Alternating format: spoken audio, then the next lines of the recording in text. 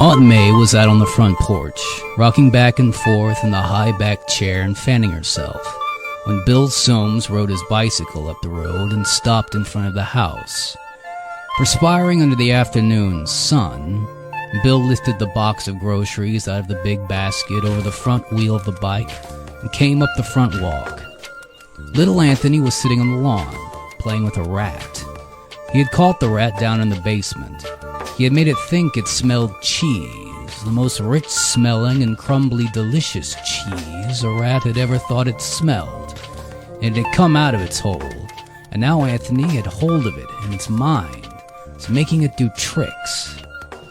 When the rat saw Bill Soames coming, it tried to run, but Anthony thought at it, and it turned to flip-flop on the grass and lay trembling, its eyes gleaming in small black terror. Bill Soames hurried past Anthony, reached the front steps mumbling.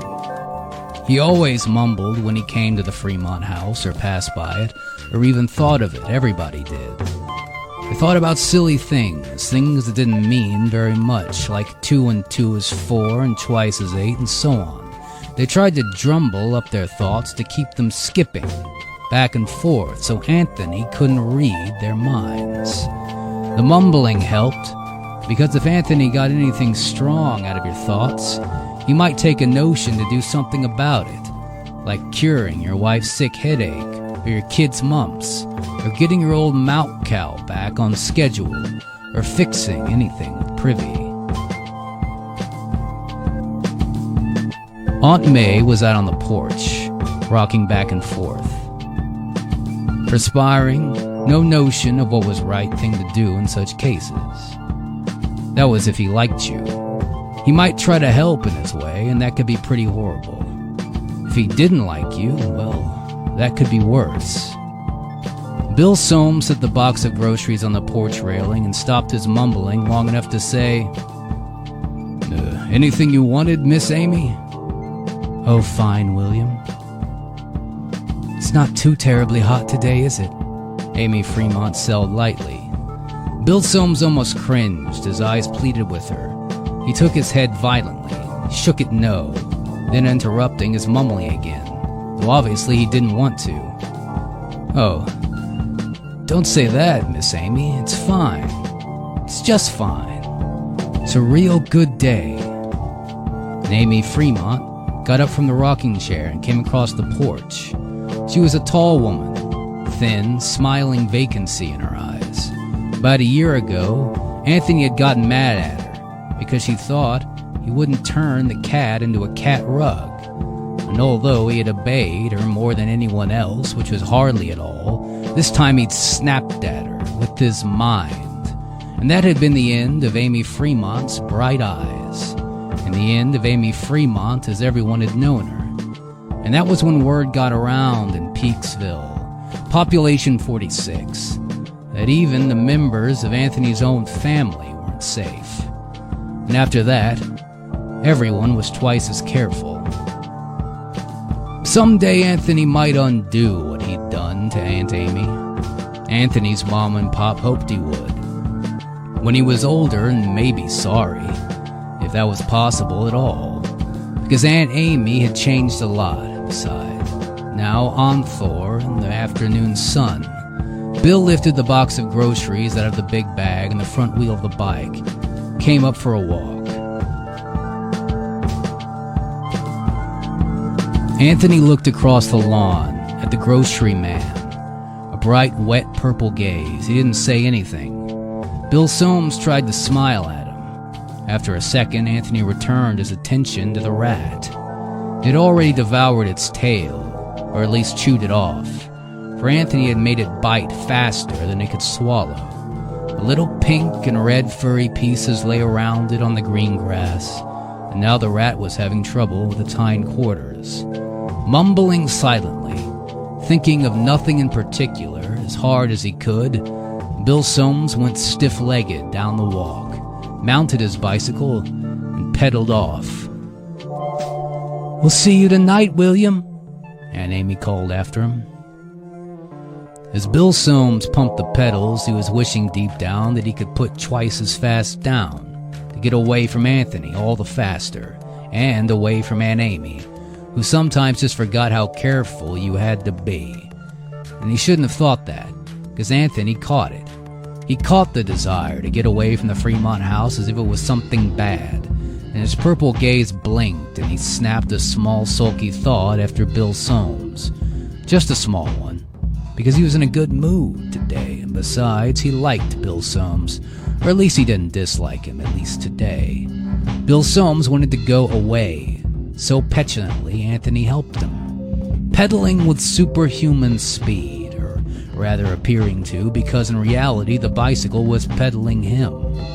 Bill Soames vanished down the road in a cloud of dust, his thin, terrified wail drifting across the heat. Anthony looked at the rat. It had devoured half its belly and had died from pain. He thought about it in a grave out deep in the cornfield. His father had once said, smiling, that he might do that with things he killed, and went around the corner, casting his odd shadow in the hot brassy light from above. In the kitchen, Aunt Amy was unpacking groceries.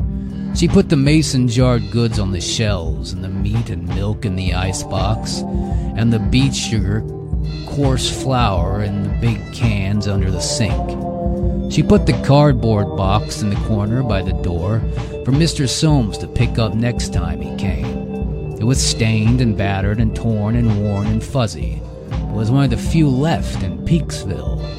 In faded red letters it said Campbell's Soup. The last can of soup. The last can of soup for anyone else. All the rest had been eaten long ago. Aunt Amy went out back, where Anthony's mom, Aunt Amy's sister, sat in the shade of the house selling peas. The peas, every time Mom ran a finger along the pod, went lop, lop, lop. William brought in the groceries, Aunt Amy said. She sat down wearily in the straight-back chair beside Mom, began fanning herself again. She wasn't really old, but ever since Anthony had snapped at her with his mind, something had been wrong with her body as well as her mind. She was tired all the time. Oh, good, Mom said. Lop. Everybody in Peaksville always said, oh, fine, or good, or say that's swell. When almost everything happened, or was mentioned, even unhappy things like accidents or even deaths, they'd always say good, as they didn't try to cover up how they really felt Anthony might overhear with his mind, and then nobody would know what would happen. Like the time Miss Kent's husband, Sam, had come walking from the graveyard, because Anthony liked Miss Kent, and he heard her mourning. Lol. Tonight's television night. I'm glad. I look forward to it so much every week. I wonder what we'll see tonight. Did Bill bring the meat? Yes. Aunt Amy fanned herself, looking up at the featureless brassy glare of the sky. It's so hot. Amy! Oh. Mom's sharp tone had penetrated where Bill Soames' agonized expression had failed. Aunt Amy put one thin hand on her mouth in an exaggerated alarm. Oh, my dear, I'm so sorry. Her pale blue eyes shuttled around, right and left, to see if Anthony was in sight. Not that it would make any difference if he was or he wasn't. He didn't have to be near you to know what you were thinking. Usually, though, unless he had this attention on someone, he would be occupied with thoughts of his own. But some things attracted his attention. You could never be sure just what. The weather's just fine, Mom said. Yes, it's a wonderful day. I wouldn't want it changed for the world. What time is it? Mom asked. Aunt Amy was sitting where she could see through the kitchen window to the alarm clock on the shelf above the stove. It's 4:30, she said. I want tonight to be something special. Did Bill bring a good lean roast? Yep. Good and lean, dear. They butchered it just today, you know. Sent us over the best piece. then Hollis will be so surprised when he finds out that tonight's television party is a birthday party for him, too. I think he will. Are you sure nobody told him, like, he hasn't heard from anybody? Well, everyone swore they wouldn't. Well, that's really nice. A birthday party. Aunt Amy nodded, looking off across the cornfield.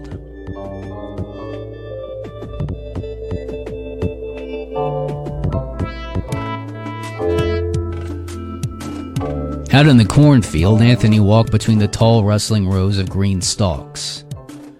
He liked to smell the corn, the alive corn overhead and the old corn down underfoot. Rich Ohio earth, thick with weeds, brown, dry, rotting ears of corn pressed his bare toes with every step. He made it rain last night, so everything would smell and feel nice today. He walked clear to the edge of the cornfield, and over to where a grove of shadowy green trees covered cool, moist, dark ground and lots of leafy undergrowth, and jumbled moss-covered rocks and a small spring that made a clear, clean pool.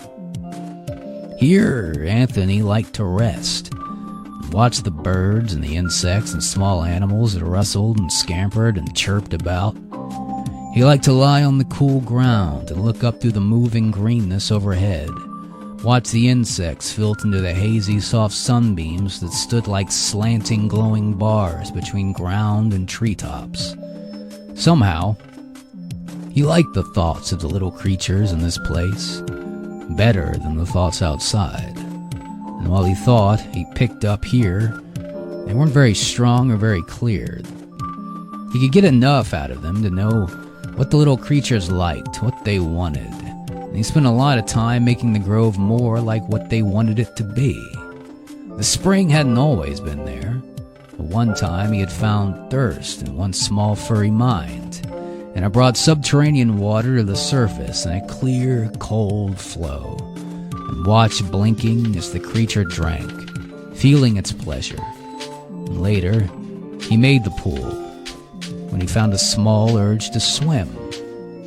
He made rocks and trees and hushes and caves, sunlight here, shadow there, because he felt in all the tiny minds around him the desire, or the instinctive want, for this little kind of resting place, that kind of mating place, and this kind of place to play, and that kind of home. Somehow the creatures from all the fields and pastures around the grove seemed to know that this was a good place. For there were always more of them coming, and every time Anthony came out here, there were more creatures than the last time. More desires, more needs to be tended. And every time there would be some kind of creature he had never seen before. He would find its mind and see what it wanted, then give it to it. He liked to help them. He liked to feel their simple gratification. Today, he rested beneath a thick elm and lifted his purple gaze to a red and black bird just come across the grove. It twittered on a branch over his head, hopped back and forth, thought its tiny thoughts, and Anthony made a big soft nest for it. Pretty soon it hopped in. A long, brown, sleek-furred animal was drinking at the pool. Anthony found its mind next. The animal was thinking about a smaller creature that was scurrying along the ground on the other side of the pool, grubbing for insects. The little creature didn't know that it was in danger. The long brown animal finished drinking and tensed its legs to leap, and Anthony thought into a grave in the cornfield. He didn't like those kinds of thoughts. They reminded him of the thoughts of outside the grove. A long time ago, some of the people outside had thought that way about him. One night they'd hidden and waited for him to come back from the grove, and he just thought them all, every single one of them, into the cornfield. And since then, the rest of the people hadn't thought that way, at least not very clearly, and now their thoughts were all mixed up and confusing when whenever they thought about him or near him, so he didn't pay much attention. He liked to help them too sometimes, but it wasn't simple, very gratifying either. They never thought happy thoughts when he did, just the jumble. So he spent more time out here. He watched all the birds and insects, furry creatures, for a while, played with a bird, making it soar and dip and shriek madly around tree trunks, till accidentally when another bird caught his attention for a moment. He ran it into a rock. Petulantly, he thought the rock into a grave in the cornfield, but he couldn't do anything more with the bird, not because it was dead though, it was, because it had broken wing. So, he went back to the house. No more fun time.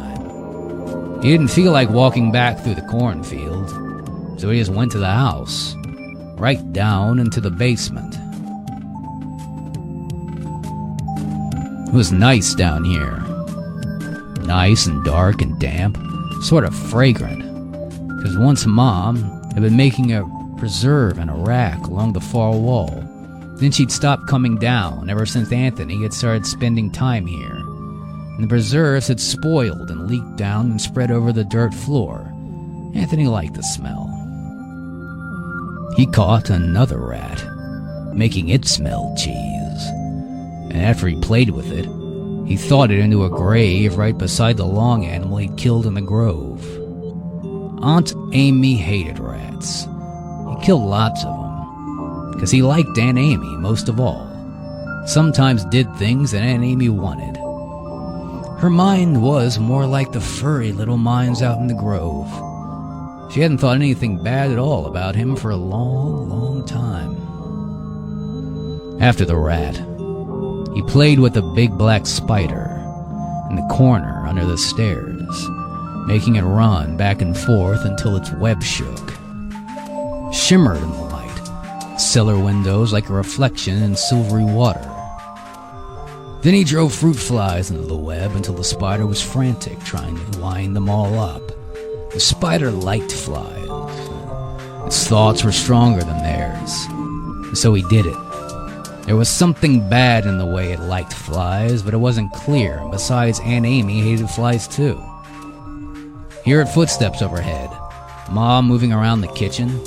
He blinked with purple gaze and almost decided to make her hold still, but instead he went up to the attic, and after looking for the circular window at the front end of the long X-roofed room for a while at the front lawn and the dusty road and the Hendersons' tip-waving wheat field beyond, he curled into an unlikely shape and went partly to sleep. Soon people would be coming for television. He heard Mom think anyway. He went more to sleep. He liked television night. Aunt Amy had always liked television a lot. So one time he had thought some of her and a few other people had been there at the time, and Aunt Amy had felt disappointed when they wanted to leave. He'd done something to them, and now everybody came to television. He liked all the attention he got when they did. Anthony's father came home around 6:30, looking tired and dirty and bloody. He'd been over in Dunn's pasture with the other men, helping pick out the cow to be slaughtered this month, doing the job, then butchering the meat, salting it away in Soam's ice house. Not a job he cared for, but every man at his turn. Yesterday he had helped the scythe down McKinty's wheat. Tomorrow they would start thrashing by hand. Everything in Peaksville had to be done by hand. He kissed his wife on the cheek and sat down at the kitchen table. He smiled and said, "Where's Anthony?" "Oh, he's around someplace." Aunt Amy was over at the wood-burning stove, stirring the big pot of peas. Mom went back to the oven and opened it and blasted the roast. "Well, it's been a good day." Then he looked at the mixing bowl. I could eat a loaf all by myself. I'm so hungry." "No one told Dan Hollis about it being his birthday party, did they?" his wife asked. "Nope." We kept as quiet as mummies, dear. We fixed such a lovely surprise. What? Well, you know how much Dan likes music? Well, last week Thelma Dunn found a record in her attic. No. Yes. And we had Ethel sort of ask, without really asking if he had that one. He said no. Isn't that a wonderful surprise?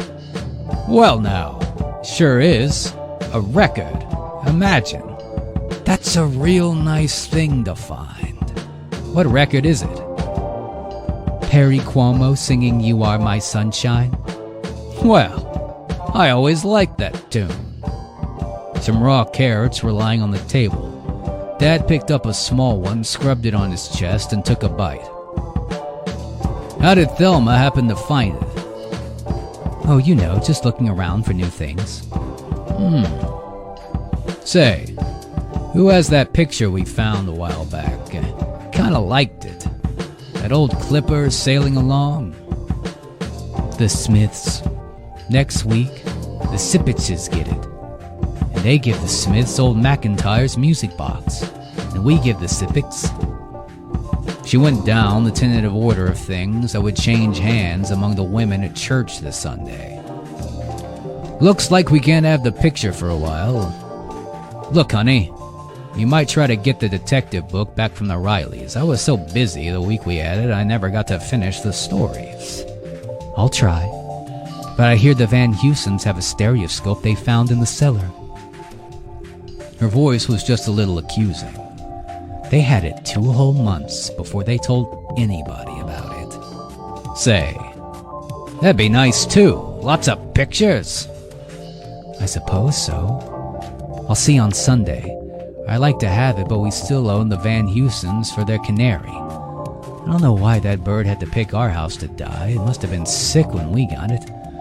There's just no satisfying Betty Van Heusen. Well, honey, you try for the stereoscope, or just anything you think we'll like. At last he swallowed the carrot. It had been a little young and tough. Anthony's whims about the weather made it so that everybody never knew what crops would come up when, what shape they'd be in, and they did. All they could do was plan a lot. And always enough something came up, any one season. Just once there had been a grain surplus. Tons of it had been hauled to the edge of Peaksville, dumped off into the nothingness. Otherwise, nobody could have breathed when it started to spoil.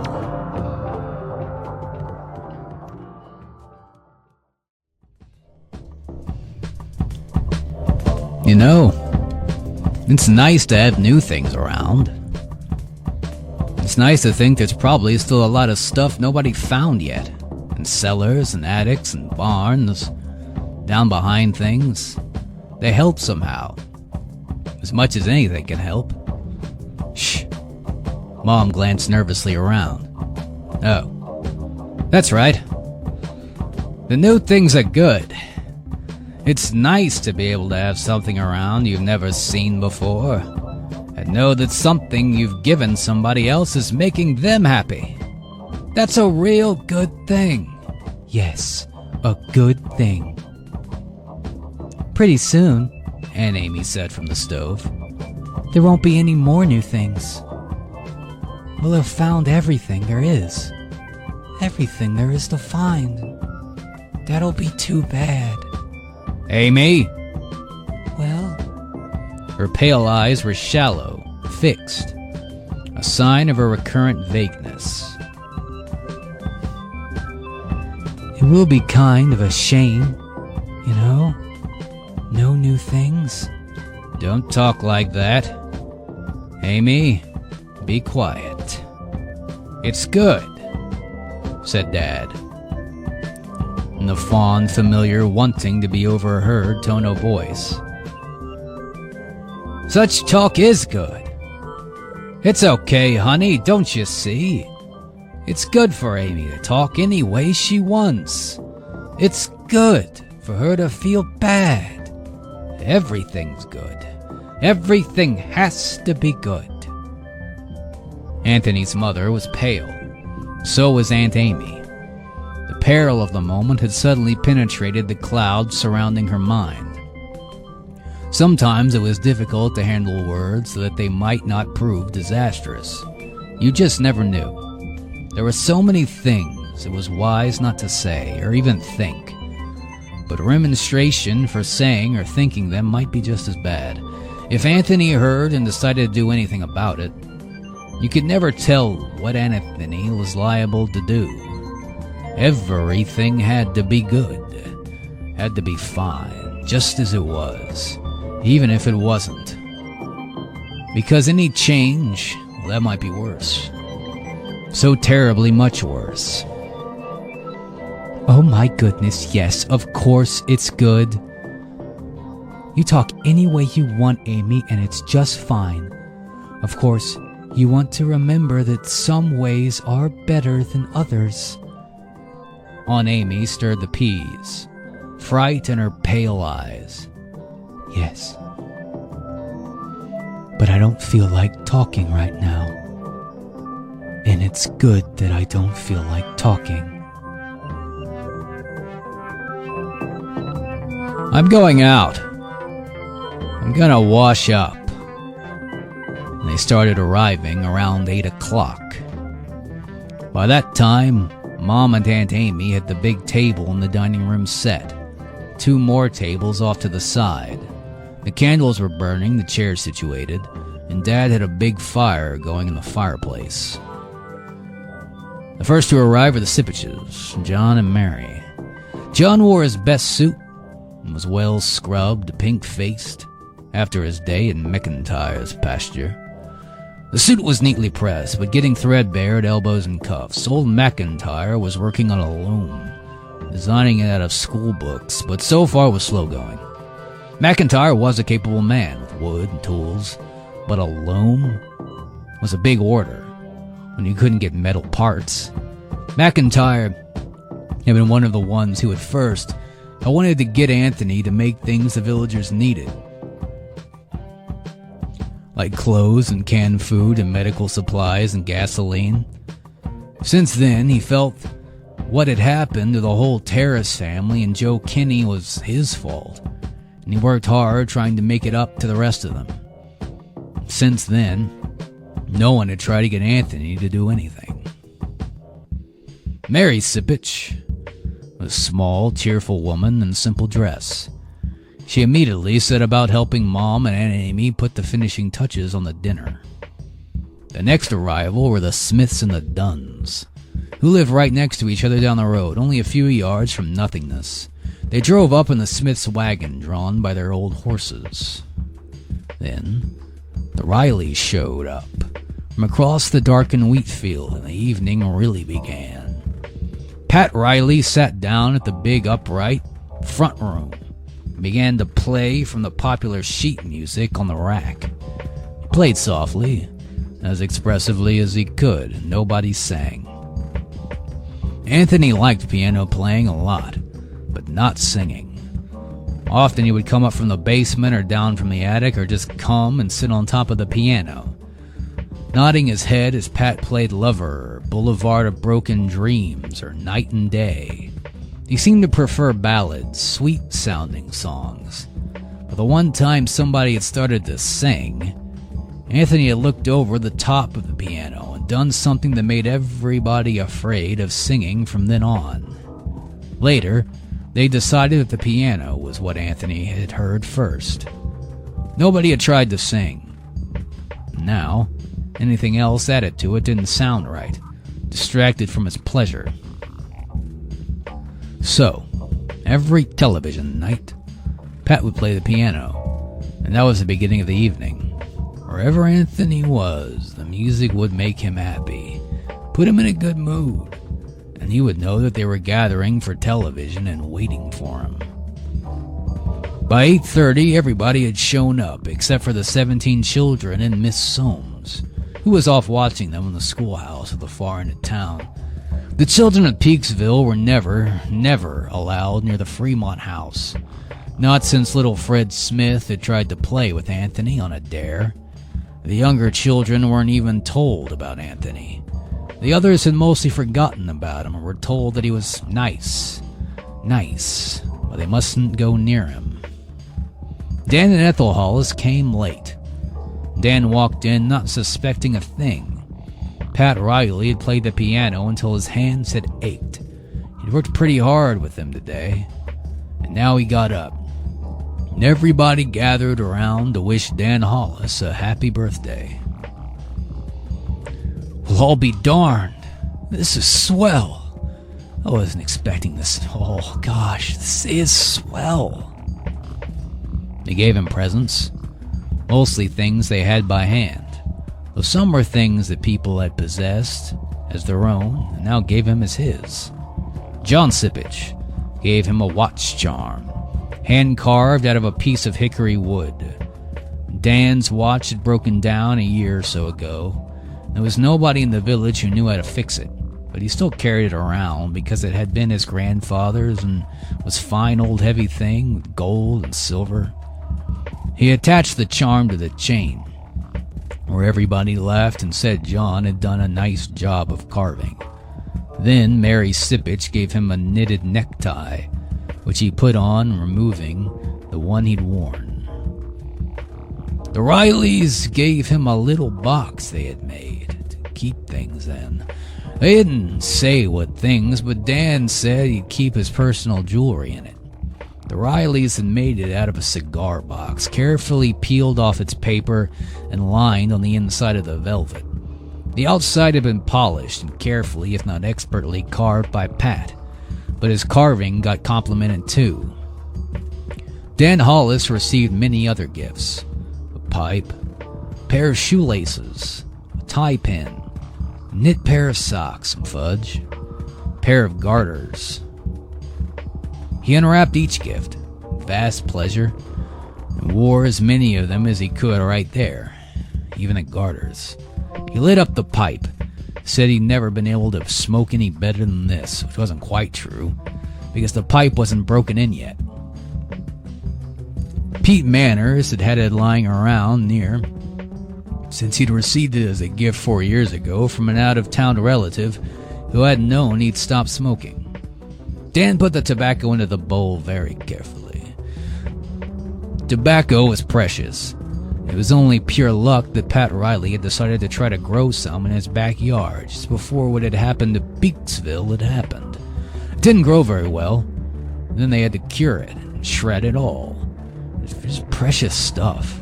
Everybody in town used wooden holders old McIntyre had made to save on butts.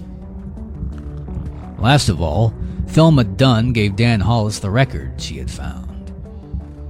Dan's eyes misted. Even before he opened the package, he knew it was a record. Gosh.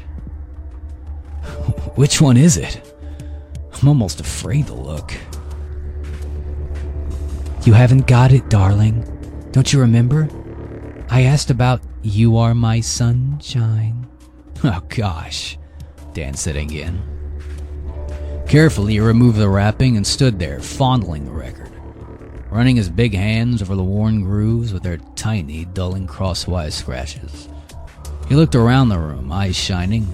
They all smiled back, knowing how delighted he was. Happy birthday, darling. He clutched the record in both hands, holding it off to the side as he pressed against him. Hey, be careful.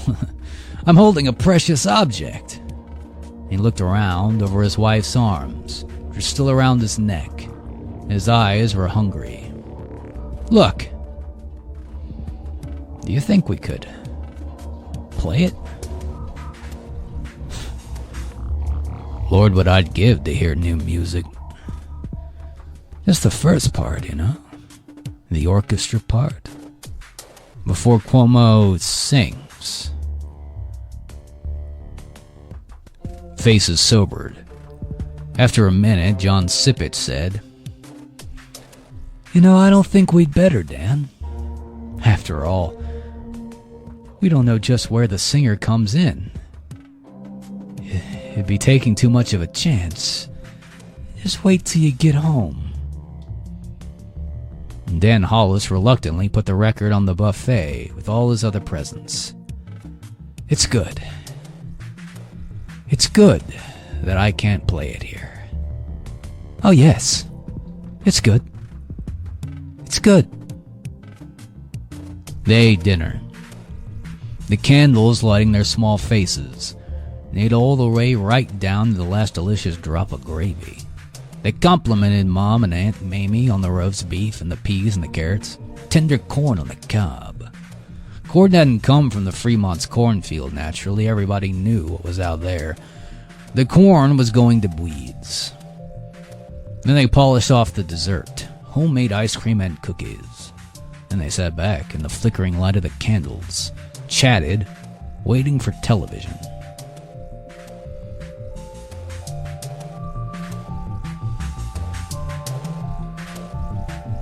Anthony liked television night.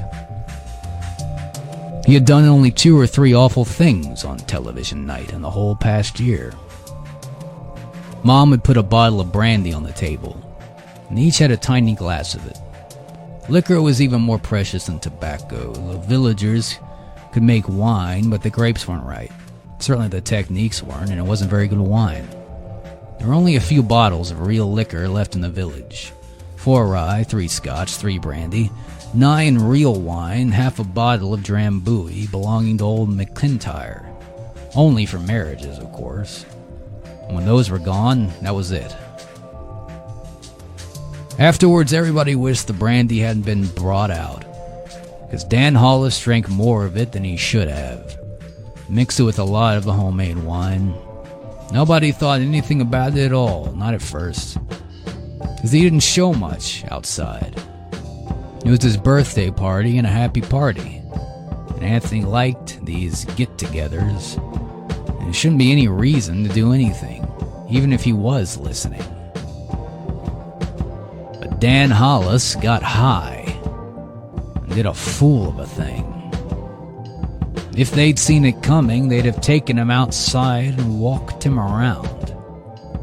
The next thing they knew, Dan stopped laughing, right in the middle of the story about how Thelma Dunn had found Perry Cuomo's record, dropped it, hadn't broken because she'd moved faster than she'd ever had before in her whole life and caught it. And he was fondling the record again, looking longingly at the Fremont's gramophone over in the corner. Suddenly he stopped laughing and his face got slack. Then it got ugly and he said, "Oh, Christ!" Immediately, the room was still. So still they could hear the whirring movement of grandfather's clock out in the hall. Pat Riley had been playing the piano softly. He stopped, his hands poised over the yellowed keys. The candles on the dining room table flickered in a cool breeze that blew through the lace curtains over the bay window. "Keep playing, Pat." Pat started again. He played night and day, but his eyes were sidewise on Dan Hollis. He missed note after note. Dan stood in the middle of the room, holding his record. In his other hand, he held a glass of brandy so hard his hand shook. They were all looking at him. "Christ," he said again. He made it sound like a dirty word. Reverend Younger, who had been talking with Mom and Aunt Amy about the dining room door, said Christ too, but he was using it in prayer. His hands were clasped. His eyes were closed. John Sipich moved forward. "Now, Dan, it's good for you to talk that way. But you don't want to talk too much, you know." Dan shook off the hand of Sipich. "Can't even play my record." He looked down at the record, then around at the faces. "Oh my God." He threw the glass of brandy against the wall. It splattered, ran down the wallpaper with streaks. Some of the women, they gasped. Dan, cut it out." Pat Riley was playing night and day louder to cover up the sound of the talk. It wouldn't do any good, though, if Anthony was listening. Dan Hollis went over to the piano and stood by Pat's shoulder, swaying a little. "Pat, don't play that. Play this." Then he began to sing, softly, miserably. "Happy birthday to me. Happy birthday to me." "Dan!" Ethel Hollis said. She tried to run across the room to him. Mary Sippets grabbed her arm and held her back. "Dan! Stop!" "My God, be quiet!" hissed Mary Sippets. Pushed her toward one of the men, who put his hand over her mouth and held her still. "Happy birthday, dear Danny. Happy birthday to me."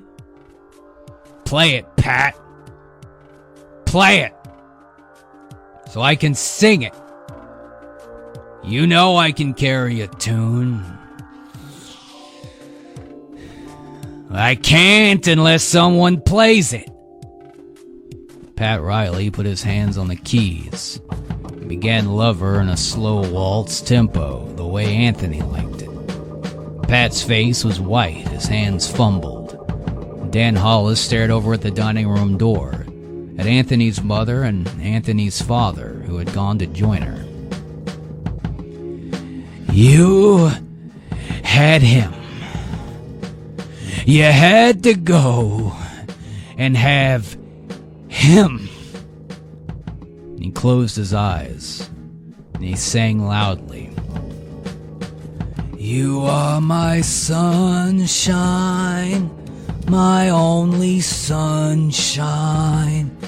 You make me happy when I am blue." Anthony came into the room. Pat stopped playing. He froze. Everybody froze. The breeze rippled the curtains. Ethel Hollis couldn't even try to scream. She fainted. "Please don't take my sunshine away." Dan's voice faltered into silence. His eyes widened. He put both hands out in front of him and the empty glass in one, the record in the other. "No. Bad man.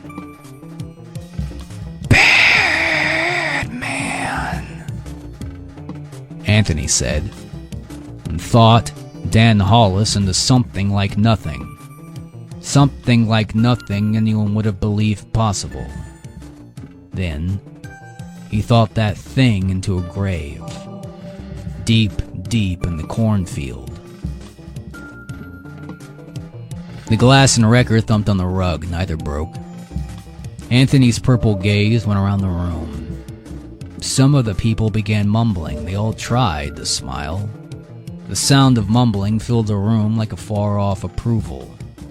And out of the murmuring came one or two clear voices. "It's a good thing." "Yes, it's a good thing," said Anthony's father, smiling. He had more practice smiling than most of them. "In fact, it's a wonderful thing. Yes, it's swell. Just swell." Anthony climbed up on top of the piano. Pat played for 2 hours. Afterwards, they watched television. They all went in the front room, lit by just a few candles, and pulled up chairs around the set. It was a small screen set, and they couldn't all sit close enough to see it, but that didn't matter. They didn't even turn the set on.